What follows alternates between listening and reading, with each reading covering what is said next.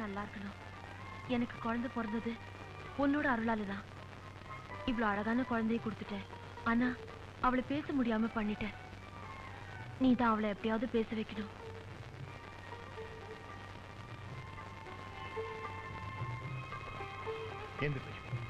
என்ன லட்சுமி இது தினமும் என் கால வந்துட்டு? சாமி கால விழுந்தா நினைச்சது நடக்கும், புருஷன் கால விழுந்தா நடக்கிறது நிலைக்கும்னு சொல்லுவாங்க. ஐயா உங்களை பார்க்க மேனேஜர் வந்திருக்காரு. தயங்காதீங்க பிரதாப், என்ன விஷயம் சொல்லுங்க. ஒண்ணும் இல்ல சார், உங்களுக்கு காக்கா பிடிக்கும்னு நினைக்காதீங்க. உங்க குழந்தை பொருள் ஆரம்பிச்ச எல்லா பிசினஸும் ரொம்ப சிறப்பா நடக்குது சார். அதுக்கு திறமையான மேனேஜர் நீங்க தான் காரணம். அதெல்லாம் ஒண்ணும் இல்ல சார், எல்லாம் உங்க நல்ல நேரம் தான் சார். போரூர்ல ஃபேக்டரி கட்ட இடம் பார்க்க சொன்னீங்களே, எல்லாம் பார்த்து பேசி முடிச்சிட்டேன். நீங்க சொன்னா நாளைக்கே ரெஜிஸ்டர் பண்ணிடலாம் சார். என்ன பொறுத்த வரைக்கும் நீங்க எது செஞ்சாலும் ஓகே. என்ன சார் பெரிய வார்த்தையெல்லாம் சொல்றீங்க? அட்லீஸ்ட் இந்த அக்கௌண்ட் பாருங்க சார். உங்க மேல நம்பிக்கை இருக்கு, கடவுளோட அருள் இருக்கு. என்ன பொறுத்த வரைக்கும் ஃபேக்டரி கணக்கு விஷயத்துல நான் தலையிட மாட்டேன். ஏன் அந்த பக்கம் கூட நான் வரவே மாட்டேன். ஒன்றும் இல்லம்மா, நம்ம ஊர் கோவிலை கட்டி முடிக்கிற கான்ட்ராக்ட உங்க அண்ணங்கிட்ட கொடுத்துருந்தம்மா.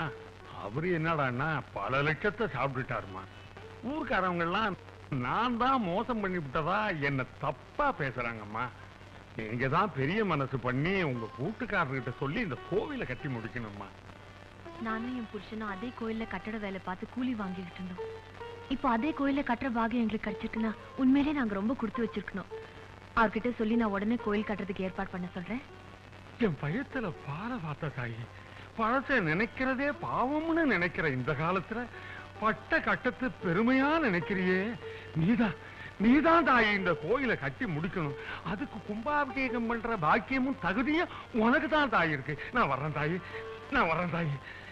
வாங்க தங்கச்சி, நல்லா இருக்கியா தங்கச்சி? என்னமா அது நேர்மை ஒழுக்கம் நாணயம் இந்த மூணுக்கும் பேர் போனவரு உங்க அண்ணன். அவர் இருக்கும்போது கட்டட வேலை வேற யார்கிட்டயோ கொடுத்தா ஊர்ல காரு துப்ப மாட்டாங்க. இவரு மூஞ்சிலேயே துப்புவாங்க. நீ சும்மாரியா ஜால்ரா.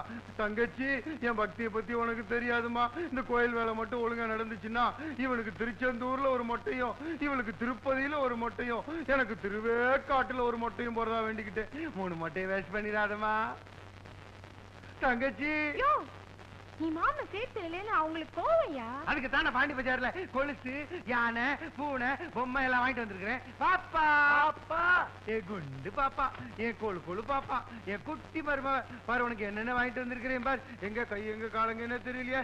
காலக்காட்டு கொலுசு மாட்டி விடுறேன். காலக்காட்டு. என் குழந்தைய தொடாத. கூட பிறந்த தங்கச்சியும் கூட பார்க்காம அத்தனை பேருக்கு முன்னாடி கீழே தள்ளி விட்டியே. அப்ப எங்கடா போச்சு இந்த உறவு? துரும்ப கிள்ளி போட்டு அதான் மாப்பிள்ளைனா அதுக்கும் மரியாதை உண்டு. ஆனா நீ தங்கச்சி புருஷனு கூட பார்க்காம அவரை கை நீட்டி அடிச்சியே. நீ அடா என்ன தங்கச்சி? தங்கச்சி அதெல்லாம் அர்த்தறிஞ்சு ரொம்ப நாள் ஆச்சு. வீட்டை விட்டு வெளியே போங்க. லட்சுமி, அவர்தான் தெரியாம பேசிட்டாருனா நீங்க சும்மாருங்க. இவனை பொறுத்த வரைக்கும் நீங்க இல்ல, அந்த ஆண்டவனே வந்து சொன்னா கூட நான் சும்மா இருக்க மாட்டேன். கிளம்புங்க. இன்னும் என்னக்கிறீங்க? ஒரு நிமிஷம். நீங்க வாங்கிட்டு வந்து குப்பையை நீங்களும் அள்ளிக்கிட்டு போலாம். சரி பாரு, நல்லா இருக்கு. அப்படியே ஒரு ஆப்பிள் 5 ரூபாய் தேரும்.